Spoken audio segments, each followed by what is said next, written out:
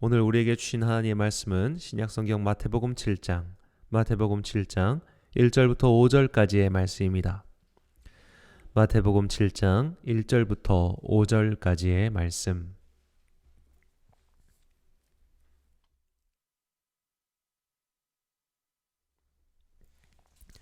이제 봉독하겠습니다. 하나님의 말씀을 경청하십시오.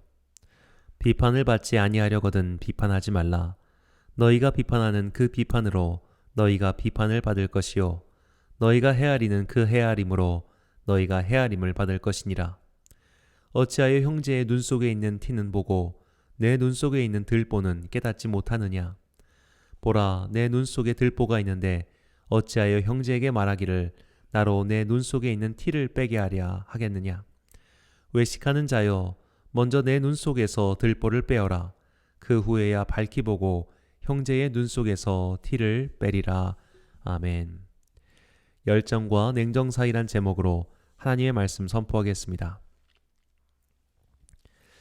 봄과 가을에 흔히 만날 수 있는 자연 현상 중 하나가 안개입니다. 일교차가 큰 날씨에 특히 강이나 산과 연하는 지역에서는 빈번하게 안개가 발생합니다.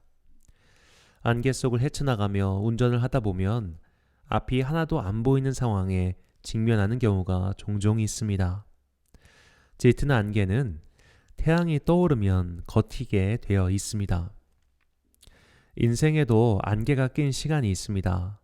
한 치 앞도 보이지 않고 아무리 손을 휘저어도 안개가 사라지지 않는 그런 시간입니다.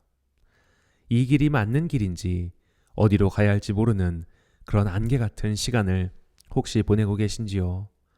이럴 땐 어떻게 해야 될까요? 주님의 태양이 떠오르길 기다려야 합니다. 태양이 떠오르면 안개는 반드시 사라지게 되어 있습니다. 위대한 영성가 십자가의 성 요한은 영혼의 어두운 밤이라는 표현을 사용했습니다. 하나님을 깊이 만난 사람도 영혼의 어두운 밤이 찾아올 때가 있습니다.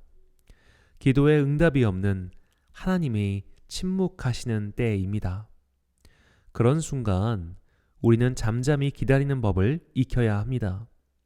기다림의 끝에는 반드시 하나님의 응답이 있습니다. 태양은 반드시 떠오릅니다. 지금 인생의 안개를 만난 모든 분들에게 자비하신 주님의 햇살이 속히 떠오르길 기도합니다. 인간의 오감은 외부로부터 정보를 받아서 뇌로 전달하는 기관입니다.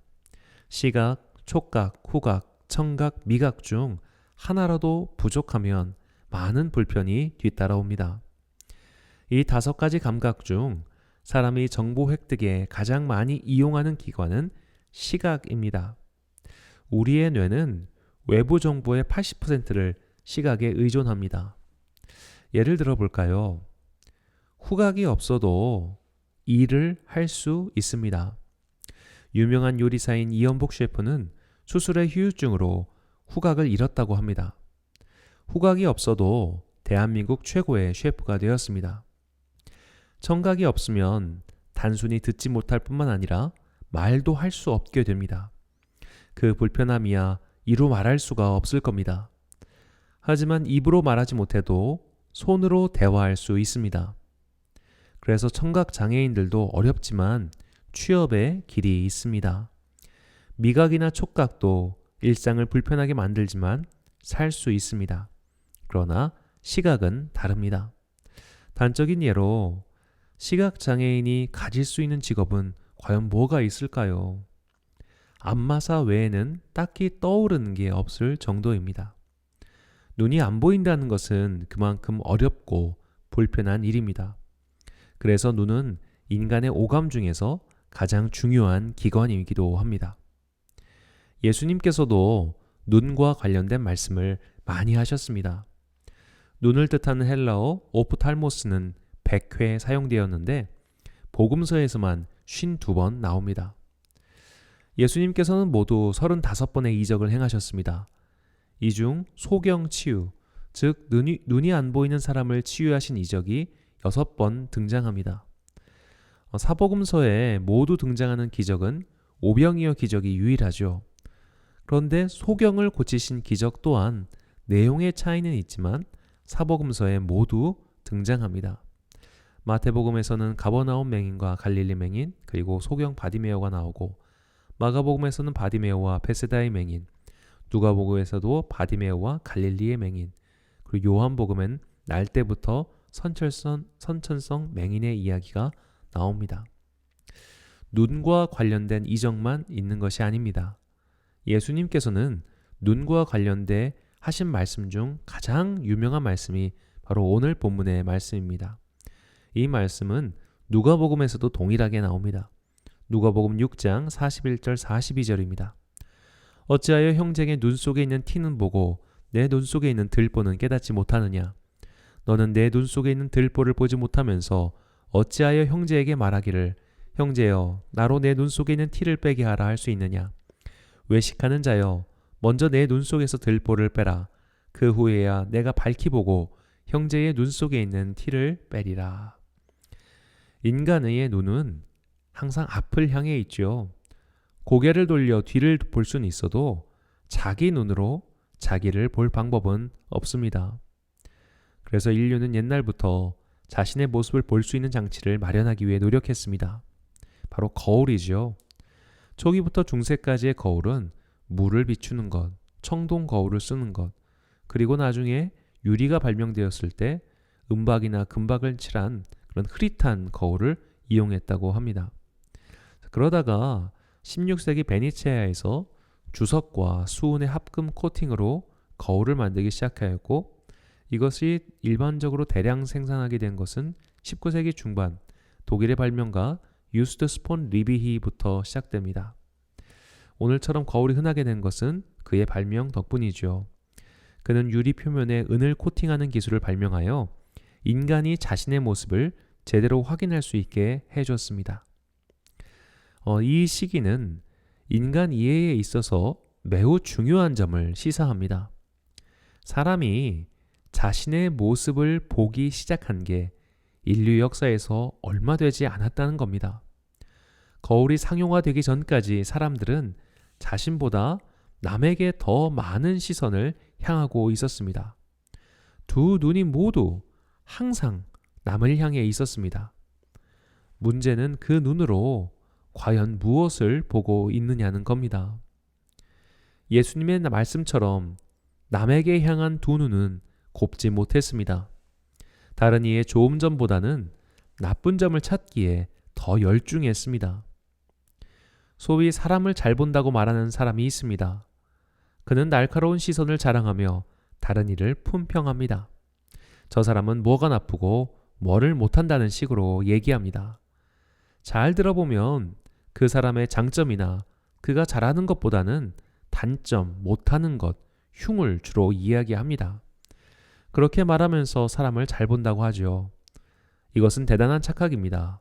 왜냐하면 거의 모든 사람은 다른 사람의 단점을 잘 파악하기 때문입니다. 자신의 단점을 잘 파악하는, 소위 주제 파악하는 사람은 드뭅니다. 반대로 남의 단점을 기가 막히게 찾아내는 사람은 흔하디 흔합니다. 이게 인간의 악한 모습입니다. 예수님께서는 그런 인간의 악한 습성을 잘 아셨습니다. 그래서 남의 단점을 찾아내는 그 눈으로 자신의 모습부터 돌아보라고 강하게 말씀하신 겁니다. 이 말씀을 기억하며 눈에 관한 예수님의 그리고 성경의 가장 강한 말씀을 읽으면 그 느낌이 달라집니다. 마가복음 9장 47절입니다. 만일 내 눈이 너를 범죄하게 하거든 빼버리라. 한 눈으로 하나님 나라에 들어가는 것이 두 눈을 가지고 지옥에 던져지는 것보다 나으니라. 아멘. 남의 단점만 찾아내는 눈, 남의 약점만 찾아내는 눈, 남의 죄만 들추는 눈은 빼버리라고 말씀하십니다. 이것은 죄라고 명확하게 말씀하셨습니다. 여기서 범죄하게 하다라고 번역한 헬라어 스칸달리조는 걸리게 하다, 넘어지게 하다는 뜻입니다. 이 단어는 구약 성경에서 올무가 되다, 올가미를 놓다라고 사용됩니다. 대표적인 것이 시편 140편 5절 말씀입니다. 교만한 자가 나를 해하려고 올무와 줄을 놓았으며 길 곁에 그물을 치며 함정을 두었나이다. 자, 여기서 눈과 범죄와 함정을 연결시킬 수 있습니다. 눈이 무슨 죄가 있겠습니까? 눈은 그저 보는 기관일 뿐입니다. 중요한 것은 눈을 가진 사람의 마음입니다. 그 마음이 어떤 마음인지 그 마음으로 뭘 보느냐가 중요합니다. 범죄하는 눈은 올가미를 놓고 함정을 파고 기다리는 사냥꾼 같은 눈입니다. 즉, 남의 실수, 남의 잘못을 함정을 파놓고 기다리는 마음으로 쳐다보는 눈이 바로 범죄하는 눈, 악한 눈입니다. 이런 눈은 두고 보자는 눈입니다. 두고 보다는 말은 어떤 일이나 상태가 어떻게 될지를 일정한 곳에 놓고 일정 기간 동안 살피는 것을 뜻합니다. 이 두고 보는 눈이 사람을 향해 있을 때 그 눈은 그가 함정에 빠지길 기다리는 눈이 됩니다. 이런 눈이 너무나 많습니다. 다른 이의 성공을 질투하는 눈, 성공한 자의 파멸을 기다리는 눈, 그의 허물과 약점을 들춰내어 끌어내리고자 하는 눈입니다. 우리가 사는 세상에 너무나 만연한 악한 눈의 이야기입니다. 우리말 속담 중 없어졌으면 하는 속담이 있습니다. 사촌이 땅을 사면 배가 아프다. 이 얼마나 못돼 먹은 습성을 고스란히 드러내는 말입니까? 남이 잘 되면 왜 내 배가 아파야 합니까? 다른 사람이 잘 사는 게 그렇게 속상한 일입니까? 그런 마음은 도대체 어디서 오는 마음일까요? 누군가가 잘 나가는 꼴을 못 보는 이상한 심보가 우리 사회 안에 만연합니다. 그가 망하는 걸 봐야 속이 시원해지는 사람들이 너무나 많습니다. 입에서 입으로 이상한 소문을 전파하고 그를 깎아내리려고 합니다. 일어난 적도 없는 일을 계속 언급합니다. 그러면서 내가 그 일을 안다고 호언장담합니다. 누군가의 단점을 아는 게 그렇게 자랑스러운 일일까요? 최근 유튜브로 인기를 얻었던 한 개인이 과거에 전력이 드러나서 순식간에 몰락했습니다. 사람들은 그의 말에는 관심이 없었습니다. 그저 그의 추문만 물고 늘어졌을 뿐입니다. 그가 출연했던 채널은 결국 폐쇄되었습니다. 무분별한 신변 털기와 악성 댓글로 인해 운영자는 심신의 피로를 토로하며 채널을 폐쇄했습니다. 운영자가 영상을 제작한 이유는 주변에 있는 사람들 중 정신이 나약한 사람들을 변화시켜주고 독려해주기 위해서 한 것이었습니다. 선한 의도가 있었고 그냥 단지 재미있게 만들었을 뿐입니다. 이게 뜻하지 않게 엄청난 인기를 끌었습니다. 그러나 인기와 함께 함정을 파고 기다리는 사람들도 있었습니다. 비판의 수위가 높아지고 출연자들을 파헤치기 시작했습니다. 그 공격은 차부려 집요해서 그들이 망할 때까지 멈추지 않았습니다. 이런 일이 유튜브에서만 일어나는 게 아닙니다. 맘카페라는 곳을 아십니까? 각 지역에 있는 사람들이 네이버나 다음 등 포털 사이트를 이용해서 지역 사람들을 위해 만든 인터넷 카페를 가리킵니다. 처음에는 정보 공유 및 친교를 목적으로 한 카페였습니다. 그러나 악한 눈이 들어가는 순간 변질되기 시작합니다. 그 지역의 특정 가게를 비방합니다. 결국 그 가게가 문을 닫고 나갈 때까지 공격합니다. 그렇게 가게가 문을 닫으면 도대체 무슨 이익이 있습니까? 누군가가 파멸하고 쇠락하고 망하면 그게 나에게 무슨 유익이 있습니까? 아무런 유익도 이익도 안 되는 일에 열중하고 욕하고 파헤칩니다. 이지도 않은 일을 만들어내거나 혹은 카더라 통신을 남발합니다. 피해자가 법에 호소해도 판결까지는 한참 시간이 걸리고 그렇게 해서 억울함이 풀려도 그 풀린 억울함에 귀 기울이는 사람은 없습니다. 연예인 주병진 씨 사건이 대표적인 사례입니다. 2000년 사업가와 연예인으로서 최고의 주가를 달리던 주병진 씨는 여대생을 성폭행했다는 죄명을 쓰고 구속당했습니다. 법원은 주병진 씨에게 징역 2년, 집행유예 4년을 선고합니다. 주병진 씨는 항소했습니다. 이후 사건의 실체가 밝혀졌습니다. 성폭행 당했다는 여성은 자신의 지인을 시켜 얼굴에 상처를 내고 주병진이 폭행했다고 경찰서에 신고한 것이었습니다.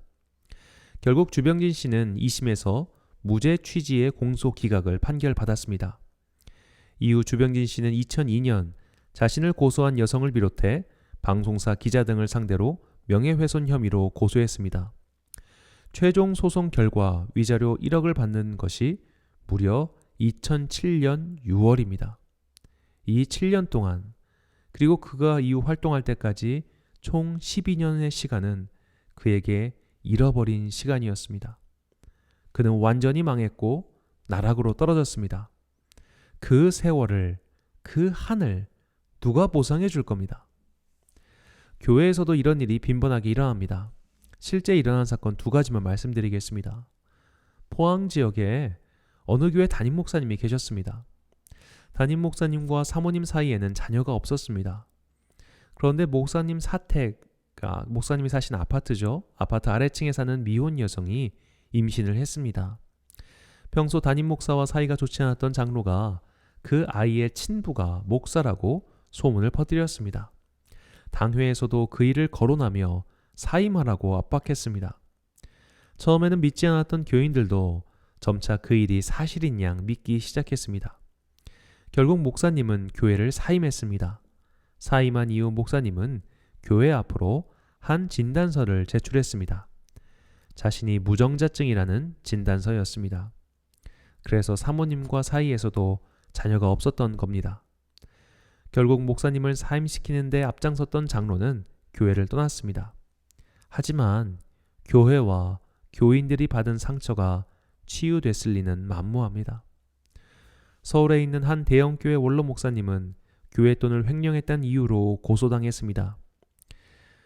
북한이 고향이신 이 원로 목사님은 북한에 많은 선교 후원금을 보내셨습니다. 그러나 북한에 간 돈이 무슨 영수증이 있겠습니까?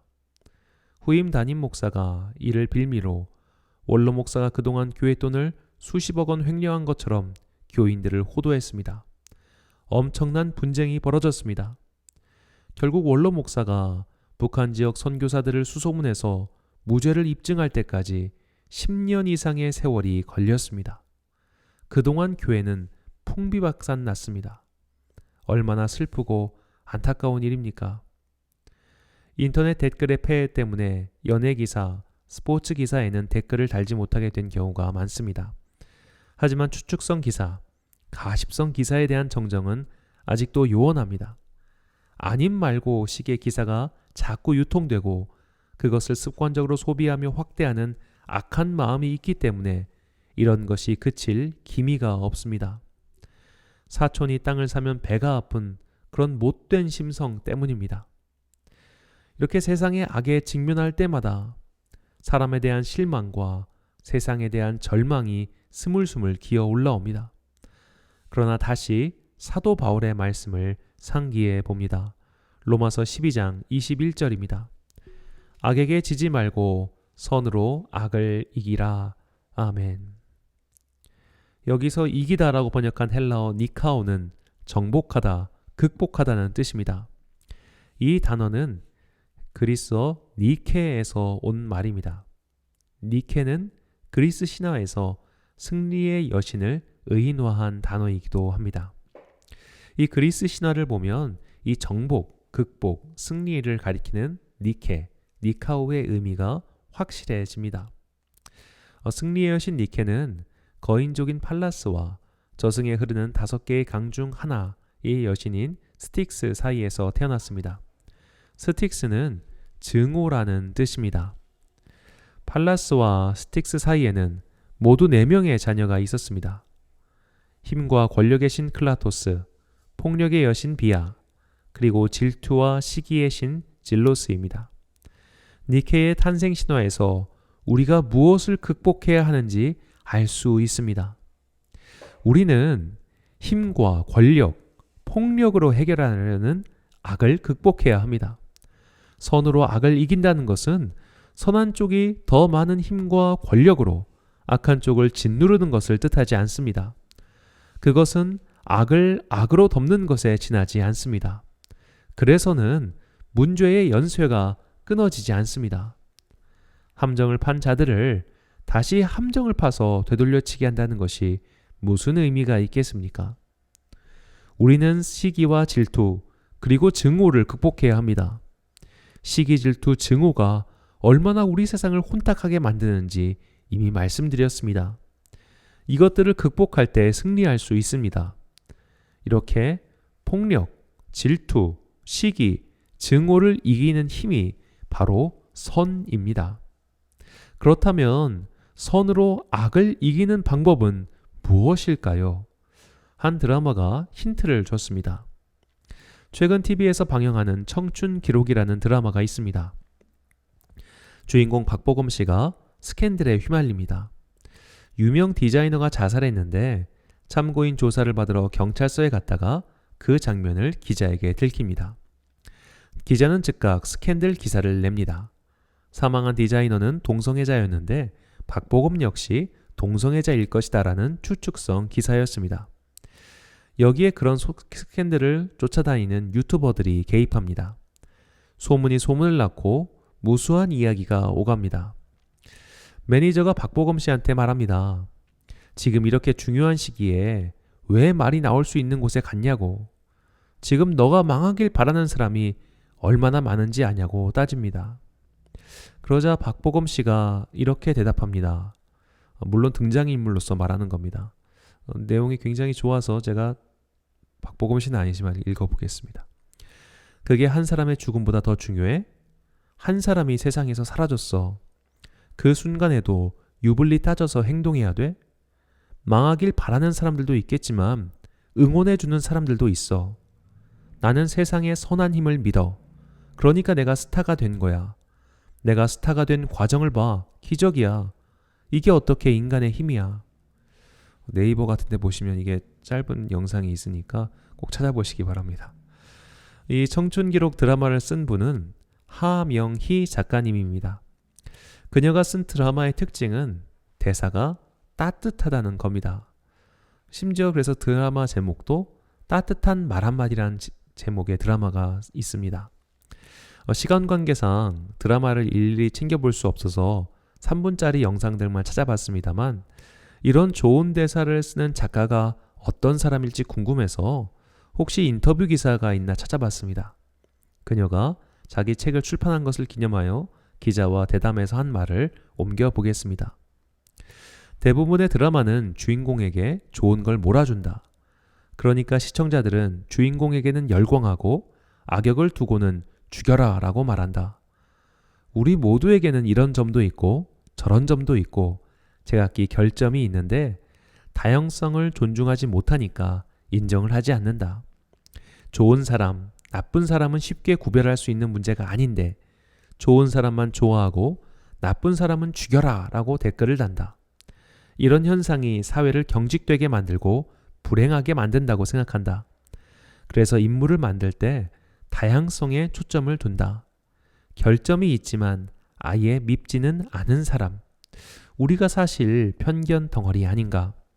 일상적인 것, 사람들이 보기에 별거 아닌데 별거인 이야기를 쓰고 싶다.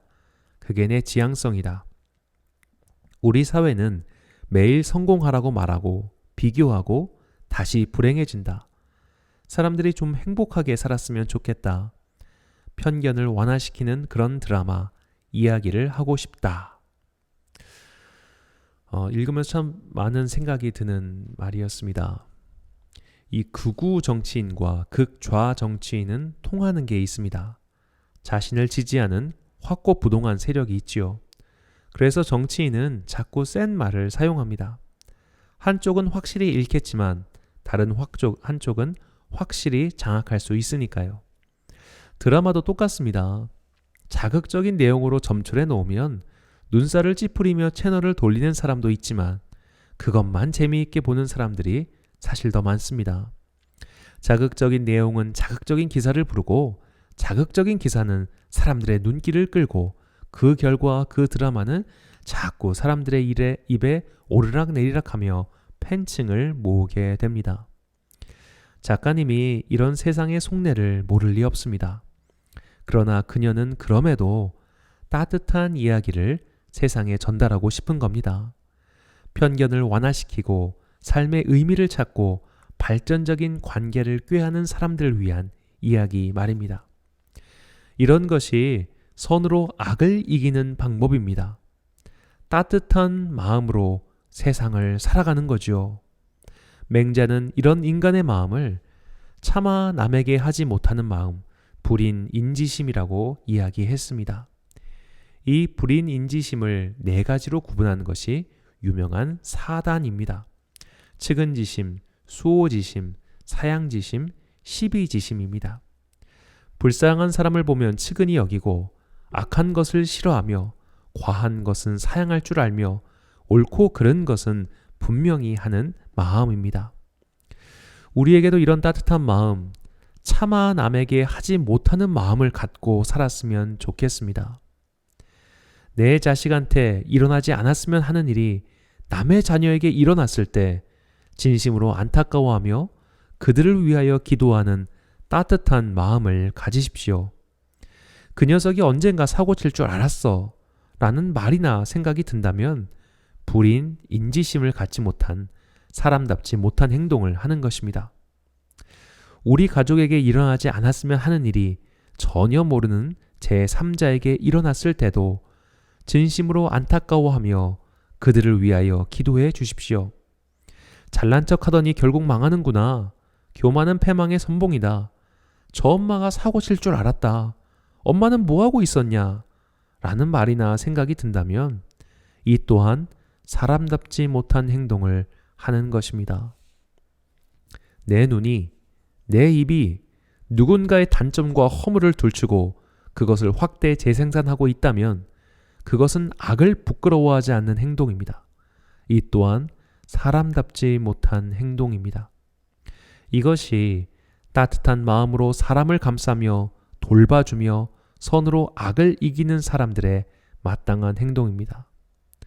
또한 우리는 자꾸만 남에게 향하는 시선을 나에게 묶어두는 냉철한 시각이 필요합니다. 나를 먼저 돌아보는 마음입니다.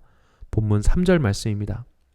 어찌하여 형제의 눈 속에 있는 티는 보고 내 눈 속에 있는 들보는 깨닫지 못하느냐. 세상에는 언제나 실패하는 사람들이 있습니다. 따뜻한 마음을 가진 사람은 실패한 사람을 비난하기보다 그의 상황을 안타까워합니다. 그리고 냉철한 마음을 가진 사람은 그의 실패를 보며 자신을 돌아봅니다. 나는 저런 일이 없는가 하는 마음입니다. 위에서 언급한 하명희 작가의 말을 다시 생각해 봅니다. 이 세상에는 완전히 착하거나 완전히 악한 사람은 없을 겁니다. 모두가 조금씩 선과 악이 공존하고 있습니다. 누군가가 악의 모습을 드러냈다면 내 안에는 그 악이 없는지부터 돌아봐야 합니다. 예수님께서는 남의 허물만 들춰내는 자들에게 외식하는 자라고 말씀하십니다. 외식하는 자라고 번역한 헬라어는 휘포크리테스인데 위선자라는 뜻입니다. 이 단어가 가장 많이 적용된 집단이 바리새인입니다. 누구보다도 하나님의 말씀을 많이 알았고 알고 있는 말씀을 실천하기 위해서 바둥바둥거렸던 바리새인에게는 사실 너무나 가혹한 평가가 아닐 수 없습니다. 그러나 예수님께서는 그 당시 바리새인뿐만 아니라 바리새인이 될 가능성이 높은 모든 이들에게 하신 말씀임을 잊어서는 안 됩니다. 열심히 사는 사람은 열심히 살지 않는 사람의 꼴을 보지 못합니다. 공부 잘하는 아이는 공부도 못할 뿐 아니라 면학 분위기를 해치는 같은 반의 학우의 꼴을 보지 못합니다. 마찬가지로 착하게 사는 사람들, 착하게 살려는 사람들은 나쁜 행동을 하며 사는 사람의 꼴을 보지 못하는 경향이 있습니다. 바리새인이 그랬습니다. 왜 자신들처럼 열심히 하나님의 말씀을 받들어 섬기지 못하는가 라며 율법을 지키지 못하는 자들을 비난했습니다. 예수님께서는 그것을 위선이라고 하셨습니다. 너희들이 율법을 지키는 이유는 하나님을 사랑해서가 아니라 하나님을 사랑하는 척하는 자신을 자랑하고 싶은 마음 때문이라는 것을 아셨기 때문입니다. 우리 안에도 이런 마음이 있습니다. 바리새인의 마음입니다. 실패하는 사람들, 추락하는 사람들, 추문에 휩싸인 사람들을 보며 나는 저들과 달라라며 구분짓고 잘난 척하는 마음이 있다면 이 또한 위선입니다. 따뜻한 마음을 가지십시오. 실수하고 실패하고 악의의 함정에 걸려 넘어진 사람들을 따뜻한 시선으로 바라봐 주시고 측은한 마음을 가지십시오. 뒤에서 험담하는 악에 빠지지 마십시오. 실패한 사람, 넘어진 사람, 낭망한 사람을 찾아가 위로해 주십시오. 그것이 선으로 악을 이기는 길입니다. 냉철한 마음을 가지십시오. 나는 혹시 저런 일이 없는가? 나는 혹시 저런 마음이 없는가? 항상 자신부터 돌아보십시오. 저 사람의 티는 저 사람의 몫입니다. 나는 내 마음의 들보부터 신경 쓰면 그만입니다. 자꾸만 남의 이야기, 남의 사정, 남의 상태에 눈과 마음이 가는 것은 악의 늪으로 빠지는 첩경입니다. 마태복음 6장 22절에서 23절 말씀입니다. 눈은 몸의 등불이니 그러므로 내 눈이 성하면 온 몸이 밝을 것이요 눈이 나쁘면 온 몸이 어두울 것이니 그러므로 내게 있는 빛이 어두우면 그 어둠이 얼마나 더하겠느냐. 아멘. 사랑하는 로뎀교회의 성도 여러분, 알 권리라는 미명하에 누군가의 허물을 파헤치고 들춰내서 패망시키려는 악한 마음이 도처에 가득합니다. 아니면 말고라는 식으로 타인을 험담하는 일이 너무나 만연해 있습니다. 이것은 사람을 향한 따뜻한 마음이 없는 사람답지 못한 행동입니다. 이런 시류에 절대 영합하지 마십시오. 내 눈은 지금 무엇을 보고 있습니까? 다른 이의 단점, 약점, 과거를 집요하게 캐고 궁금해하는 눈이라면 당장 그 눈을 닫으십시오. 외부로 향하는 그 눈을 닫고 냉철하게 자신의 내면을 들어가십시오. 내 마음을 먼저 살피고 다른 이의 추함이 눈에 들어올 리가 없습니다. 그리스도인은 타인의 악과 추함에 민감한 게 아니라 내 내면의 더러움에 민감해야 합니다. 따뜻한 시선으로 이웃을 향하고 냉철한 시선으로 내면을 돌아보십시오. 그것이 우리의 등불인 눈을 밝게 빛나게 만들 것입니다. 우리의 눈이 사랑과 은혜로 밝게 빛날 때 우리는 증오와 폭력과 질투를 극복하고 정복하여 마침내 선으로 악을 이기게 될 것입니다. 율법을 다 지키고 칭송받는 위선자 바리새인이 아니라 차라리 슬피 울며 고개 숙이고 자신을 위하여 간구하는 세리와 같은 겸손한 주님의 자녀가 되시길 간절히 축원합니다. 기도하겠습니다. 사랑과 은혜가 풍성하신 아버지 하나님, 하나님 보실 때 저 사람과 나의 차이가 없을 것입니다.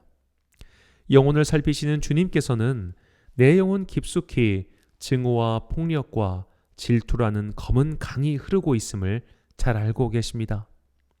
저들은 그것이 바깥으로 나왔을 뿐이고 나는 아직 나오지 않았을 뿐임을 알고 있습니다. 무분별한 손가락질과 험담으로 상처받고 좌절한 많은 사람들에게 주님의 위로를 내려 주십시오.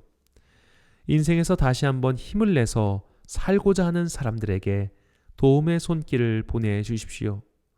우리 사회가 조금 더 관대한 사회가 되게 하옵소서. 누군가를 매장시킬 때까지 멈추지 않는 증오의 눈빛과 손가락질은 악한 행동임을 온 세상이 깨닫게 하시고 악을 미워하고 사람을 측은히 여기는 착한 마음이 회복되게 하옵소서. 다른 이를 향해서 쌍심지를 켜고 판단하는 눈이 아니라 먼저 내면을 돌아보게 하소서. 내면의 추함과 죄를 본 사람이 하나님의 은혜를 경험할 것이며 하나님의 은혜와 구원을 맛본 사람이 모든 일을 품어주는 그리스도 예수의 사람이 될 것을 믿습니다. 우리가 그런 사람들이 되게 하옵소서. 죄가 죄인지도 모른 채, 악이 악인지도 모른 채 증오와 질투, 폭력의 달리기를 하는 세상 속에서 선으로 악을 이기는 승리의 노래를 부르는 참 성도가 되게 하옵소서. 이 모든 말씀 십자가에서 이 세상의 모든 악을 이기신 예수 그리스도의 이름으로 기도합니다. 아멘.